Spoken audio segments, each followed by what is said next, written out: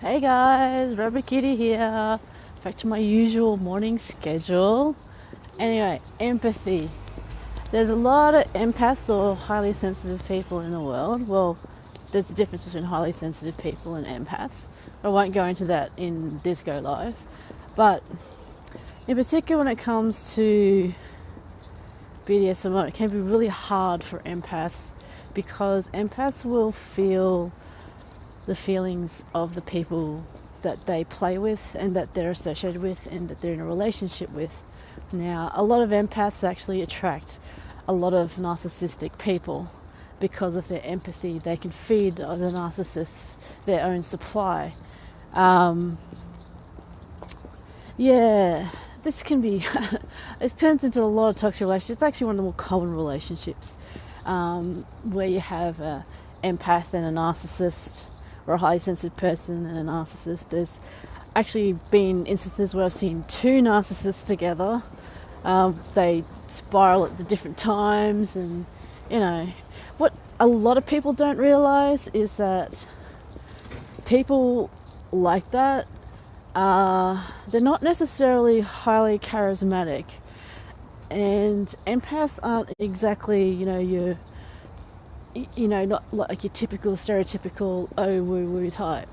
They're actually people that are quite empathic and who are quite level-headed and logical and all that for all intents and purposes. They're not all mess. They're not all a mess, and they're not all hippie-looking people. But on empathy is when you can, really relate to somebody. I don't have a definition on me at the moment, not strictly anyway, but there's a thing. A lot of people believe that they're empathic, and they're not really.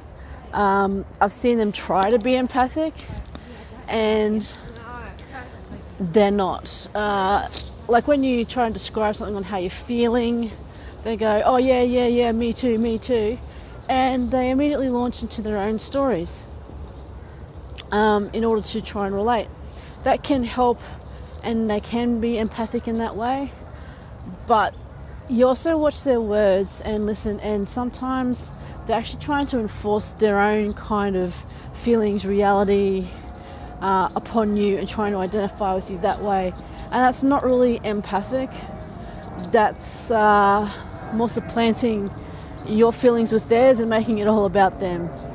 And it happens quite a lot. I'm not sure whether it's a thing these days or not, but just to even sit and listen and sort of put yourself in the place of somebody and try to imagine, to get the exact feelings of people that you're conversing with, to actually know what they're feeling is actually quite hard for people, and you can get feelings from that. And empathic people can put themselves literally in somebody else's shoes and relate in their mind a similar feeling or same feeling, and be empathic that way. Now, when you're empathic, it's extremely hard for those people who have really high empathic skills or abilities. And I came across a person who didn't understand why empaths in the BDSM lifestyle could not shield, as it were, or block a lot of people's negative emotions. As a consequence, a lot of empaths do go into drugs, do have problems and issues, and some mental, I won't say illnesses, but have trouble differentiating their feelings from somebody else's. Now, this person, I had to explain that, their history was basically they knew, or someone spotted that they were an empath when they were younger and taught them how to shield. And then this person didn't understand how difficult it was for those later in life to shield. And I had to explain to her that there's quite a few empaths who don't know, who haven't had the fortune to be picked up when they were younger and be taught all these skills. So I told her to experiment. Pick a day, the worst day you could ever think of, or go to a place that's really crowded full of angry people or confused people. drop all your shields. Drop them completely, leave them down. Wait until you just cannot bear it anymore, and then leave, but still leave all your shields down, don't bring them back up. Try that for a month. And then see how you are trying to put those shields back up. No protection for a month, completely bare. It's very eye-awakening. And it did call into my question as if she was really an empath or just a highly sensitive person, because being an empath, you would know how hard it is for people later in life who don't know that they were empaths to shield or learn how to shield, and they've developed their own ways of coping. Some good, some bad. Some things they learn over time, they'll alter that as they go along. So, empaths, they may not actually be all that sort of sensitive. Some of them, the skills that they develop means that they will cut off some feelings or disassociate them.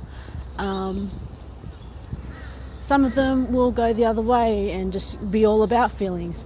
The scale of feelings and the way people cope with being empaths is wide and varied, and as different as there are different people in the world.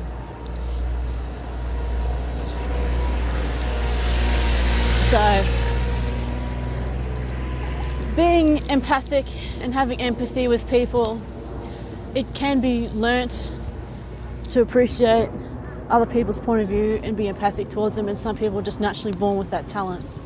So be aware of how sometimes some people are struggling and might get snappy with you. They might actually be empathic and you might be overwhelming them, particularly if you're in a high emotional state of mind. Not necessarily bad state, but it could also be a good state. Because they could also have been assaulted with a lot of other negative feelings and come across your good feelings, which is a good thing, but then there's so many feelings that they have going on in their head, in their mind, in their body and soul. Okay, so it's a lovely Monday morning. People at South Bank are out and about. Looks like it's going to be sunny and fine. Good to get back into a routine though. Mind you, Victoria was pretty cold. Coming back up here, a lot warmer. I gotta adjust. This is when I was starting to get used to the temperature down in Victoria. I'll come back up here. So anyways, love you guys. Make sure you take some time out today. See ya.